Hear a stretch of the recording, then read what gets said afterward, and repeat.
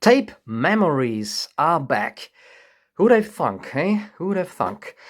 Yes, if this is the first time you are clicking on a video called Tape Memories, just be informed that this is a little segment on my channel that I do once in a blue moon about, well, strolling through my old tape collection, all self-made tapes, mixtapes, or copies from albums.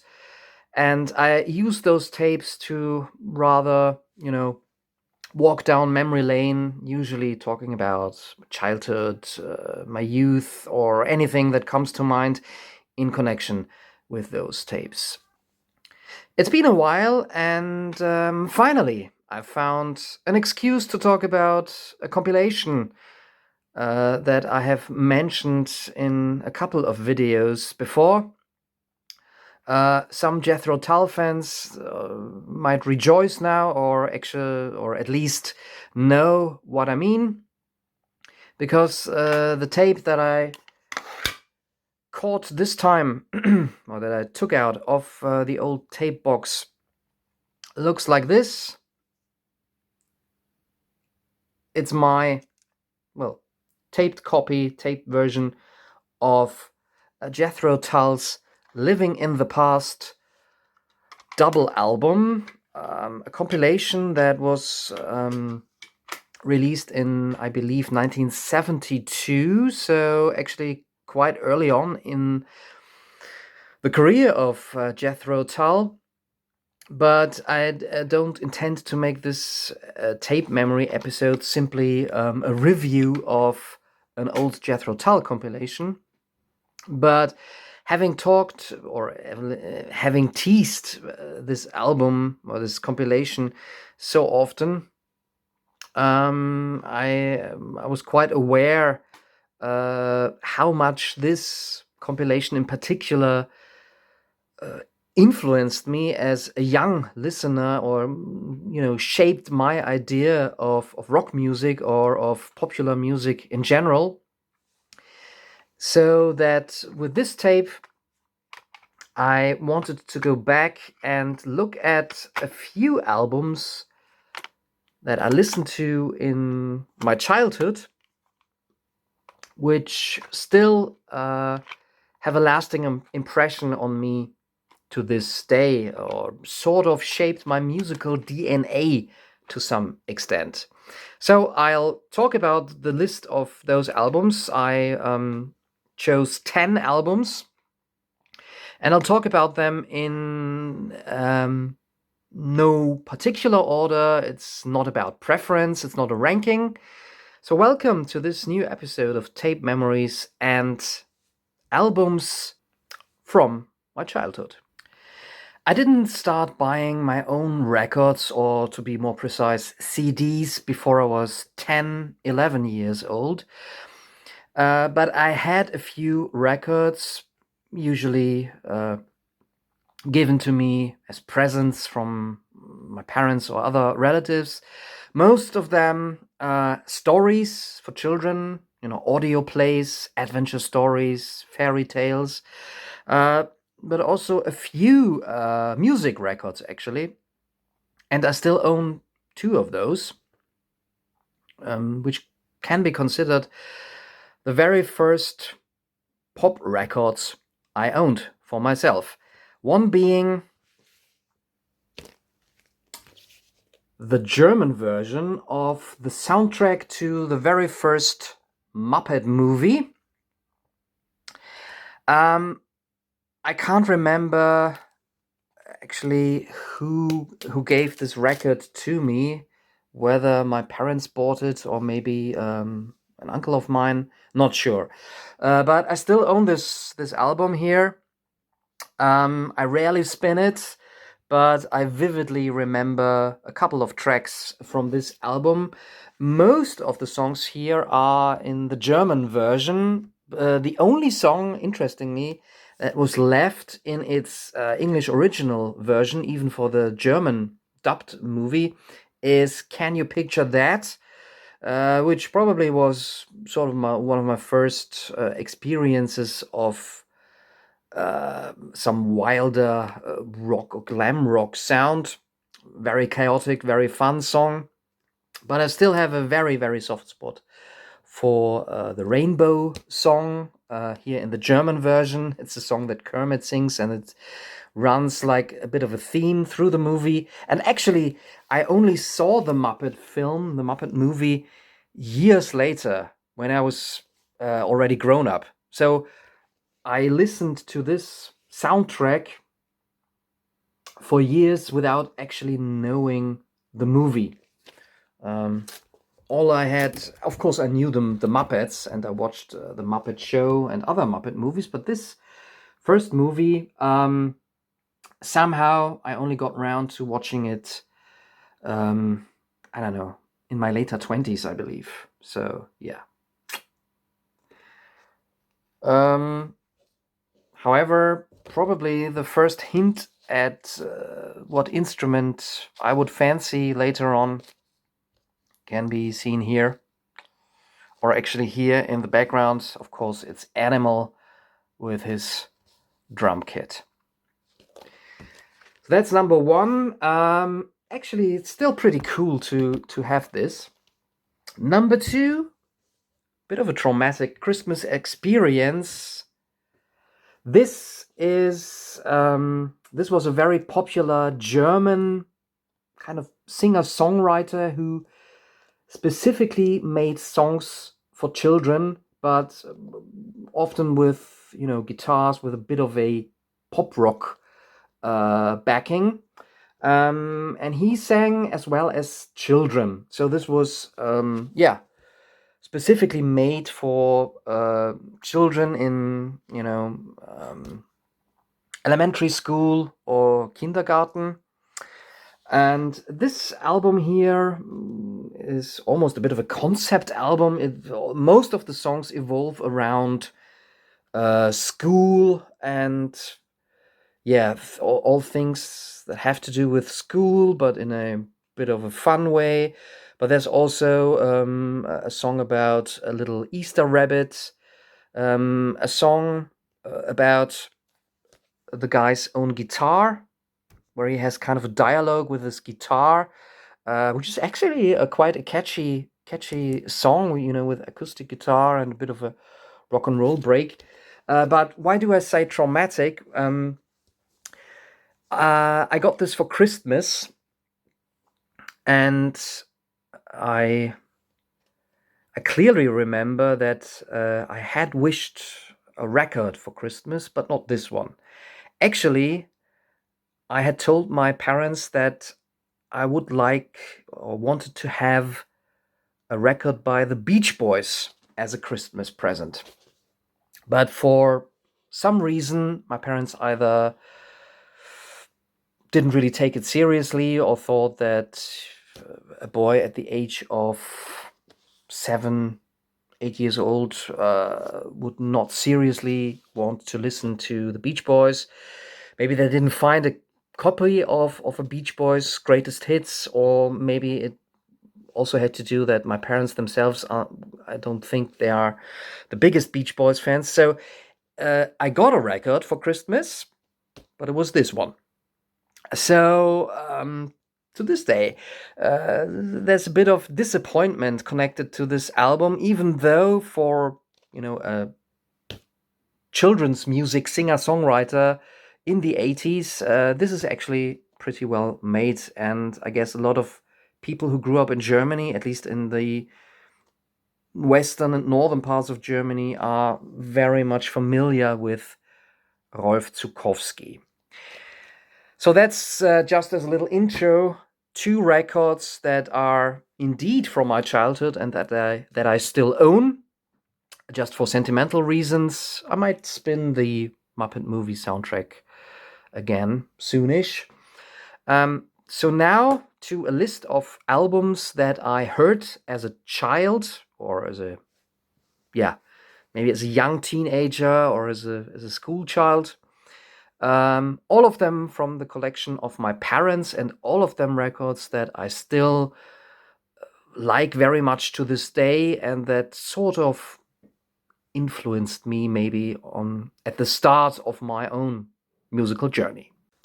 I've actually talked about some of those records in more detail here on my channel. I did a few album reviews of albums that you will now find in this list, but I won't do extensive album reviews again here. I just briefly talk about the albums here in a kind of list way and in a more personal way, how they influenced me or what kind of impressions I had when listening to those albums. And yeah, in no particular order, the first one I'd like to mention is finally Living in the Past by Jethro Tull. A compilation that plays like a mixtape itself. It united a few selected album tracks by Tull, but mostly singles and B-sides. In the late 60s and early 70s, indeed, Jethro Tull released a couple of singles and still tried to also leave a mark in the charts, and they actually managed to do so with the song Living in the Past. But then, since it's a double album, on the second album, so side 3 and side 4, you also get live recordings, but not of well-known songs, but actually kind of instrumental jams, and material that originally was released as a semi-acoustic EP.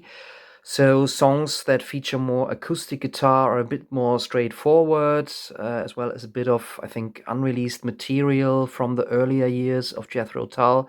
It's a hodgepodge of stuff, and therefore maybe also in style and in sound, not really consistent. But I think this is really a bag of surprises and a great maybe introduction for Tull newbies, or at least a mandatory addition for Jethro Tull fans. And for me, this album, it was the first time I ever heard of Jethro Tull and something from Jethro Tull. And this album was fascinating, mostly because each track was so different from the one before. You get blues rock, you get folk rock, you get a bit of progressive material, then the really unleashed, maybe a bit self-indulgent live stuff, and then the more concise but still quite complex, elaborate acoustic rock from Tull. Also, it was the first time that I learned that there is something like a double album, and to top this off, the photos in the little booklet in the inlay, in the gatefold of the album, really impressed me. They were funny, but also a bit disturbing, because you get a lot of pictures of the band, with wide eyes or in silly poses, all long-haired and bearded. Ian Anderson apparently was somebody who was jumping around on stage doing wild antics, and you get photographs of that. So that was my first idea of what a rock band looked like, or how a rock band would behave. Really cool photographs. And this album also features one track that sort of triggered my love for the drums. A long and really sprawling, jammy version of the early Jethro Tull instrumental Dharma for One. But here on Living in the Past, you get a version recorded live at the Carnegie Hall in, I believe, 1970, where they added a few lyrics to the song and sort of, well, basically did a whole new arrangement for the song to make it turn it from a jazzy blues instrumental into a more hard rock instrumental with a very, very long drum solo. It's the horror for most rock fans to listen through a 5 minutes plus drum solo. I was hooked immediately. So thank you very much, Clive Bunker, for your performance on the drums here. And ever since, I was fascinated by drums, drummers, drumming. And later on, as a teenager, started drumming a bit myself. Of course, never reached the level of Clive Bunker. But that's where my own infatuation with at least trying to play rock music probably has its roots. So Living in the Past by Jethro Tull definitely belongs in this list. I own my own copy of this album now. Unfortunately, I bought it at a record fair, and to save a few dimes, so to speak, I opted for a copy without the booklet. So now I don't have the photos, which I immediately regretted after buying that issue. I wished I had bought a version with the booklet and the photographs, but you're always wiser after the event, I guess.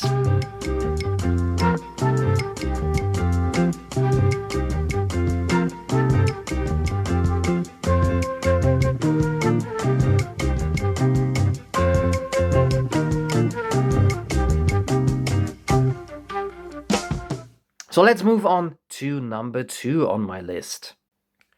And that's an album that I reviewed. I've made a separate video, a very long review of this album. One of the first concept albums that I heard also in my parents' collection. And as soon as I had discovered a few first albums, I really enjoyed browsing through the records of my parents.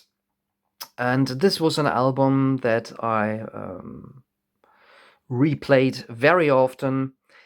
The Alan Parsons Project's Tales of Mystery and Imagination.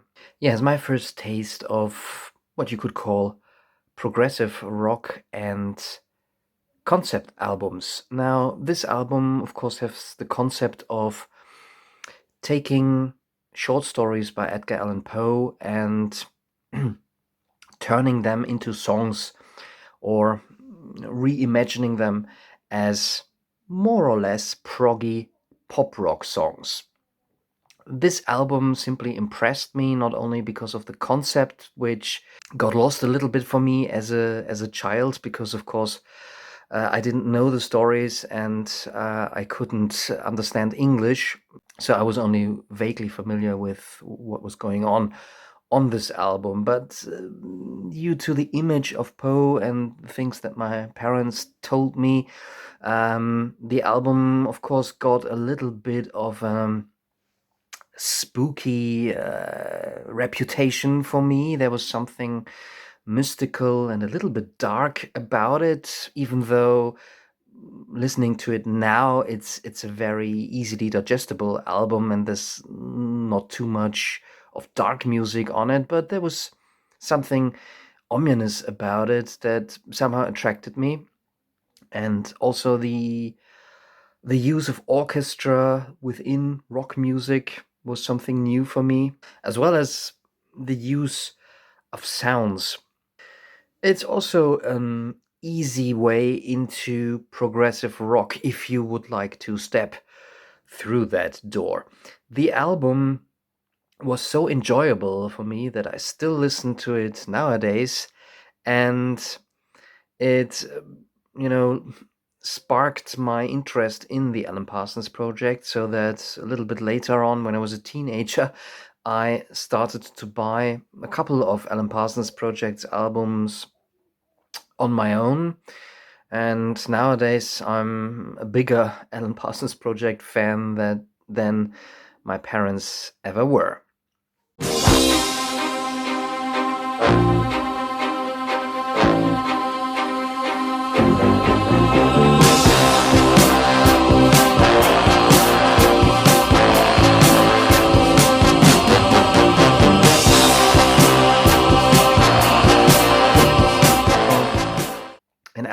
that was simply magical to me and was something completely different from anything else that I had heard on the radio or on record up to that point. Mike Oldfield's debut album, Tubular Bells, a big magnum opus, a long instrumental consisting of various sections and mostly played by Oldfield all by himself, multi instrumentalist. Of course, I wasn't aware of those details when I first heard this album, but it immediately somehow spoke to me with its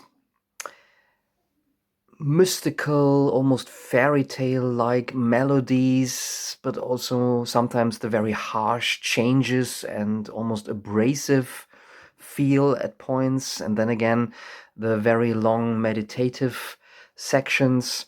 For the first time, I realized what you could do with instrumental music that wasn't classical music, and that not only the musical quality of Tubular Bells, but also the basic idea that somebody, an individual person, sits down and simply decides to compose a long instrumental piece with rock and folk instruments still fascinates me to this day. And yeah, this was also my entry to the music of Mike Oldfield. Me, as well as school friends, were a bit of Mike Oldfield fans for a while during a time, namely our teenage years, when you would usually not listen to this kind of stuff. Certainly not as a teenager in the 1990s, but yeah, we all had our fair share of Mike Oldfield albums, and I still am a fan to this day.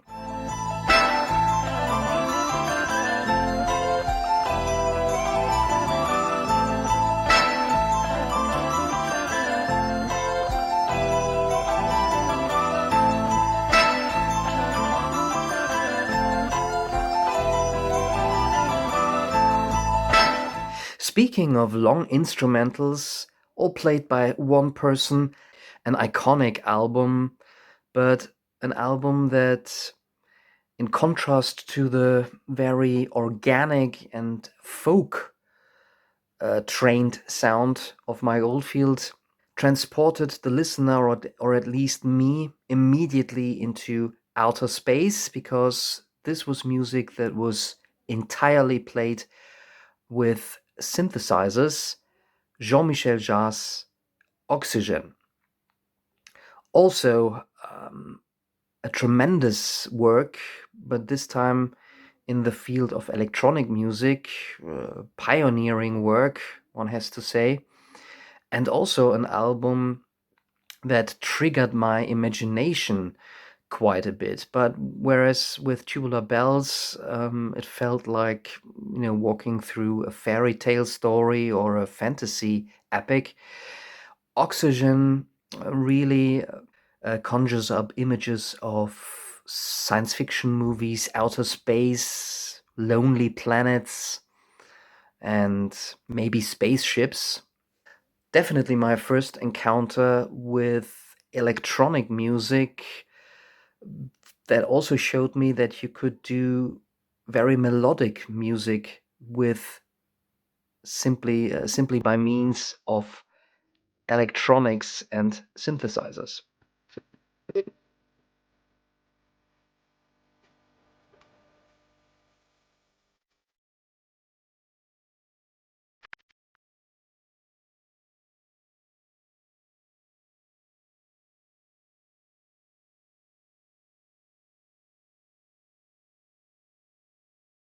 So as you can see, already as a kid, I didn't shy away from the epic format, because also Oxygen, even though it is divided into several parts, basically is one large piece where each section flows into the next one. And of course, The cover artwork also had something a bit menacing and a bit eerie about it. Now, with all these new agey, proggy, epic albums, you might wonder, where does the rock music really come into play in your musical upbringing? Well, an album that I also talked about or discussed in a video, but in the form of a rather unusual ranking. I'm talking about the soundtrack to the Woodstock movie, or for me, it was simply the soundtrack of the Woodstock Festival.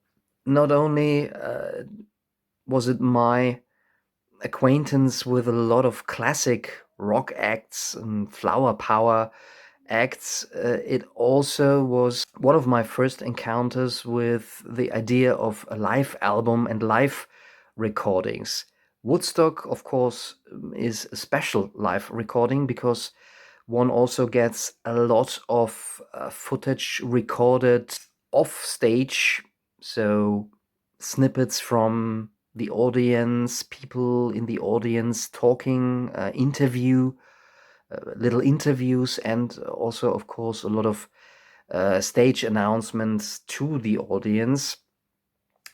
As a kid, those parts always were a bit boring for me to sit through because I didn't really understand English, but I felt already then, I sensed that they were part of the whole experience, and this created images in my head of what a festival could be like, because I listened to this album way before I actually saw the Woodstock movie. So this album not only influenced me when it comes to live performances and how energetic a live performance can be, and that it can be recorded and maybe even sound better than or more exciting than a studio version.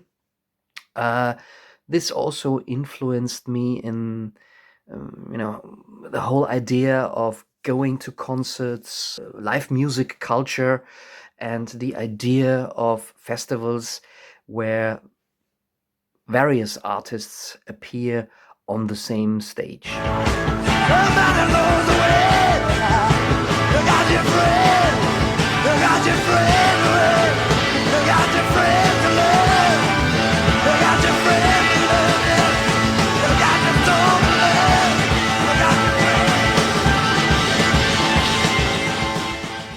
And last but not least, this was the first time I ever saw a triple vinyl album. Let's stick to live recordings for a little longer with my next selection, number 7. Of course, also from my parents' record collection, one of my father's favorites, and well, maybe since I heard this at the impressionable age of maybe 5-6 years old.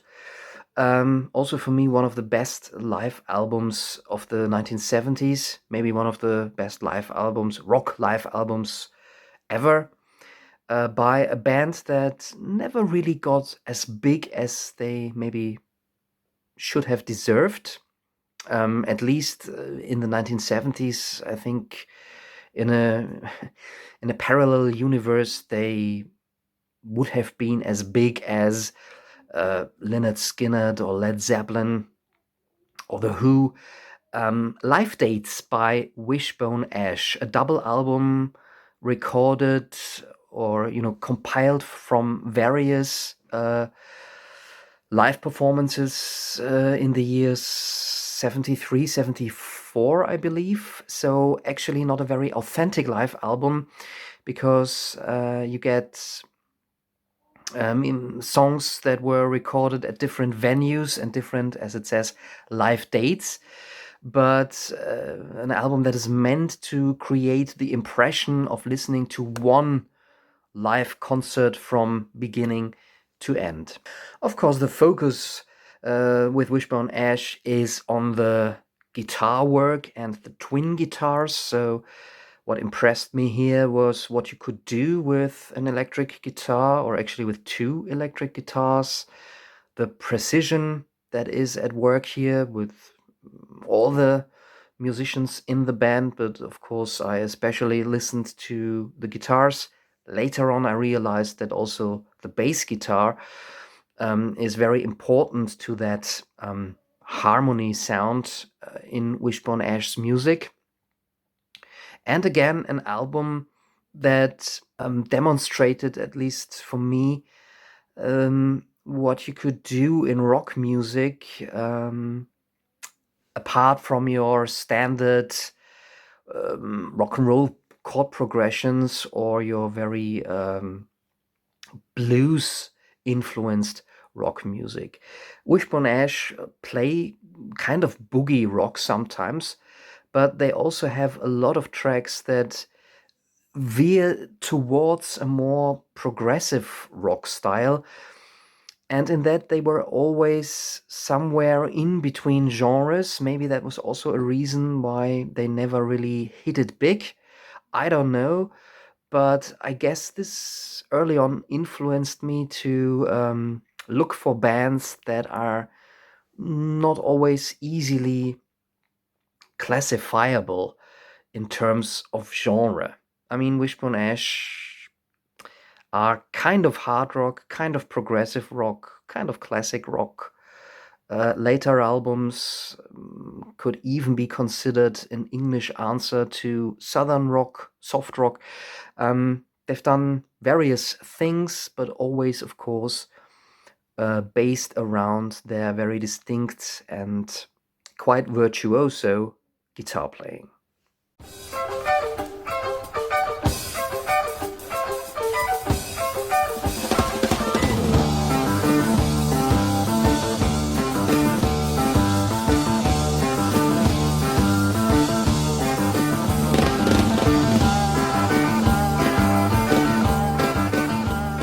Okay, an album from 1981 in a genre that I didn't really listen to as a child. I still don't really listen to a lot of, well, let's call it jazz.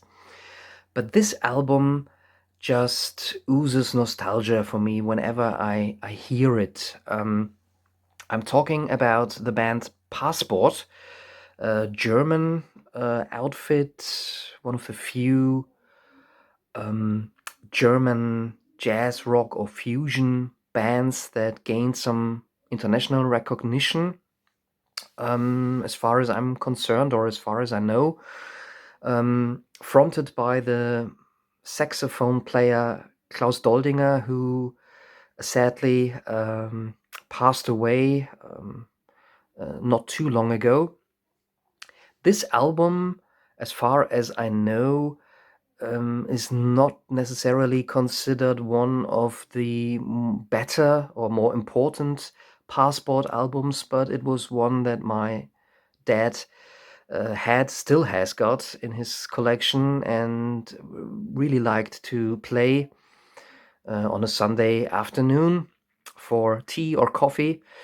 It is also not a typical Passport album since it doesn't feature a lot of the saxophone playing that Klaus Doldinger is known for, and concentrates more on keyboards. And I'm talking about late 70s, early 80s keyboards here, played in a kind of jazz pop or fusion pop style. And there are simply sounds on this album that somehow are now deeply associated with feelings of my childhood. Certain melody lines, certain the way the keyboard sounds, or the combination of a jazzy guitar with a certain keyboard sound immediately transport me back to the 80s. When I was a kid, when I would watch certain television shows, for which Klaus Doldinger also made the soundtrack. He was also a very popular TV and film movie composer in Germany. And I also had a few audio play tapes for children that didn't feature music from Klaus Doldinger, but they also had a similar kind of odd jazz fusion soundtrack to them. So all of this combined, really brings me back to my childhood.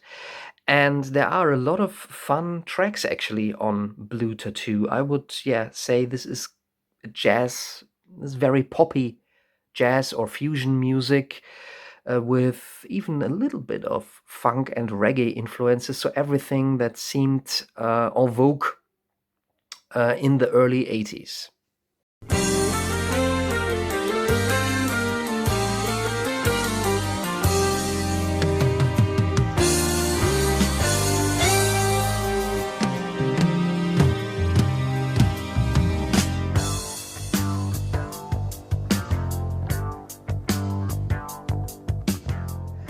Another album that I would argue is the soundtrack of my childhood and certainly somehow influenced my listening taste for the future is an album that my father got as either a Christmas or a birthday present from my mother. An album with a strange cover artwork, no band name, no writing at all on this album, and an album that my father introduced to me as featuring one of the most classic rock songs of all time, which is also one of the reasons why he wanted to have this on vinyl. Led Zeppelin 4 or Led Zeppelin Untitled or Four Symbols or Sozo. There are so many names for this album. I usually refer to it as Led Zeppelin 4. Again, an album that also, due to this introduction from my father, immediately had an aura of mysticism and like secret about it. And yes, of course, nowadays I have heard Stairway to Heaven so many times that one almost forgets how great a rock song it is. Even despite all the discussions about plagiarism, etc.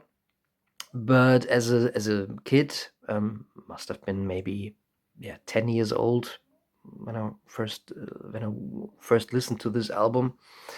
Of course, Stairway to Heaven was quite an event because by then I already considered myself sort of a rock fan, but I'd never heard a full Led Zeppelin album. My first taste of Led Zeppelin came from vinyl 45, a vinyl single my mother owned, which had rock and roll on the A side and Four Sticks on the B side. So I was familiar with 2 tracks of that album. But listening to the whole thing really blew me away, for lack of a better expression. Whatever your opinion of Led Zeppelin or of classic hard rock in general, I think this is a perfect rock album. From, the whole imagery, the whole maybe gimmick of not giving this a title, the mystical artwork in the gatefold with that hermit. For me, it always looked a little bit like the magician, how I imagined the magician Gandalf to look like from The Lord of the Rings. And of course, there are Lord of the Rings references in the lyrics of Robert Plant, references I wasn't aware of when I heard the album for the first time. The sound of the band, I think this is peak Led Zeppelin. The songwriting was top notch. The band was super tight and energetic. And also, what I think is the secret of this album is its track sequence, the order of tracks. It's just brilliantly sequenced, starting with Black Dog, and ending with the blues rock cover that Led Zeppelin more or less made their own, When the Levee Breaks. In between, you get all of a sudden some very mystical English folk music featuring Sandy Denny. It deserves its iconic status, in my opinion. Even if you're not a Led Zeppelin fan, I think you have to admit that this is what a hard rock album or a classic rock album should be like, and it's one of the best ones, in my opinion. As a teenager, then, for a while, I really got a full-blown Led Zeppelin kick, listening to all of their albums, copying some on tape from friends, buying some of their later albums myself on CD. So Led Zeppelin, for me, personify the very idea of a classic rock band or a hard rock band with, all the mythical stories, all the myths woven around them as persons, but also around their songs. Jimmy Page living in the former house of Aleister Crowley, all those elements, as well as, of course, the excess that Led Zeppelin also stood for in the 1970s. Hey, hey, mama said the way you move gonna make you sweat, gonna make you groove.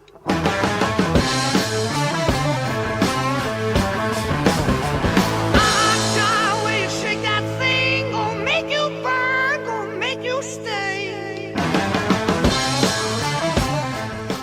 John Bonham died the very day that I was born, but his karma somehow didn't transform onto me. I learned to play the drums later on, but I'm not a John Bonham. Now, everybody who really made it this far into the video and has been shaking their heads for a long time now in disbelief, saying, "Hey, Murdoch, I really don't believe that as a child you only listened to cerebral, new age prog music and cool rock music and jazz fusion," of course, is right. My parents didn't listen to a lot of, easy on the ear pop music. At least they didn't have it in their record collections. Of course, I listened to a lot of the radio as a child, familiarizing myself with all the hits of yesteryear and the then current hits of the 1980s. And like, I guess, every child, I really liked pop music. But there are some albums I remember from my childhood that definitely could be classified as classic pop music. Two of them are here to finish my list. The first one, and being from a band that you can't or you shouldn't do without if you consider yourself a music fan. Yes, I am one of those conservative listeners who really is of the opinion that you cannot leave out the Beatles on your way through popular music. Even if a lot of younger listeners nowadays maybe really say, well, that was way back when, and it must feel like kids from the 80s listening to music of the 1940s, which of course we didn't. That was really ancient music for us. But yeah, I'm not intending to give a lecture on the status of the Beatles in my opinion of the status of the Beatles here, but the first time I heard the Beatles, apart from a few songs that were played on the radio, was when my parents got themselves the so-called Red album. We all live in a yellow submarine, yellow submarine, yellow submarine. We all live. The famous compilation of Beatles songs from 1962 to 1966, and I absolutely loved this double album. I love each and every song from that album to this day. I even am a big fan of Yellow Submarine. And yeah, the Beatles together with the Kinks started my fandom of everything 1960s. I was early on, I got obsessed with 1960s music, pop music, and rock music from the 1960s, which often felt so much lighter, more lighthearted, but sometimes also more creative than other kinds of pop music. Interestingly, it should take a little bit of time until I fully dived into the discography of the Beatles. Because for some reason my parents never went on to, for example, buy the Blue album, the compilation that deals with the second half of the Beatles' career, that features material that nowadays I like even more than the earlier Beatles stuff. So that is one example of pop music from my childhood. And the final one I'd like to talk about today in this video was an album we got from my uncle, who somehow had to get rid of a couple of albums from his huge vinyl collection he had in his cellar. And I think he had a few albums that he simply wanted to get rid of, or albums that he had two copies of. And so they ended up in our household.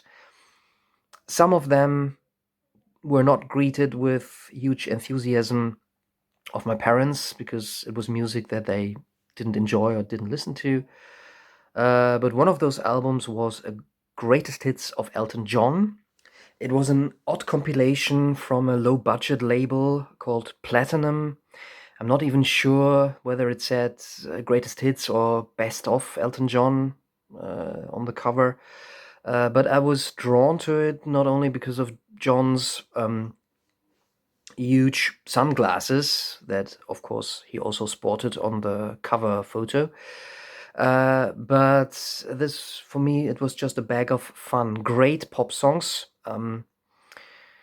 It featured most of his hits from the 70s. So, Your Song, Goodbye Yellow Brick Road, the Border Song, but also Philadelphia Freedom, his flirt with more soul and disco funk sounds. The Bitch is Back, one of his more rocking tracks. But of course, as a kid, I was drawn not to those wonderfully written pop songs. What I liked best, of course, was the Crocodile Rock.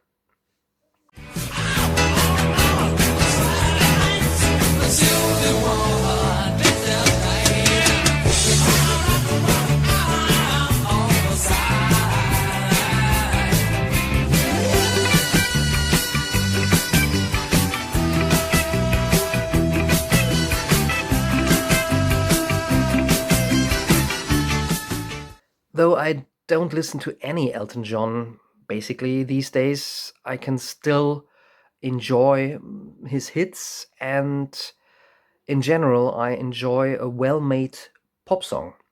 In fact, when it comes to the maybe more cheesier aspects or the lowbrow aspects of pop music, certain compilations from my uncle played a vital role also in shaping my musical taste. It's a different world from all the more serious rock music and progressive music, and somehow I enjoyed both of these musical planets. But I've talked a little bit more about that in other parts of my tape memories. Let's keep it there. It's always fascinating how simply looking at an old tape, or maybe playing it or looking at the track list, triggers those memories and ideas. And I'm sure one simple old tape already led to 30 minutes of me talking into my mobile phone. So thanks for your endurance, and maybe see you again for another episode of the Tape Memories or any other nonsense here on Murdoch's Music Minute. Tweety, tweedly, tweety, eine Gitarre ist wie ein Freund. Tweety, tweedly, tweety, sie fühlt genau, ob man lacht oder weint. Tweety, jetzt legen wir los. Wird auf allmählich Zeit. Doch was spielen wir bloß?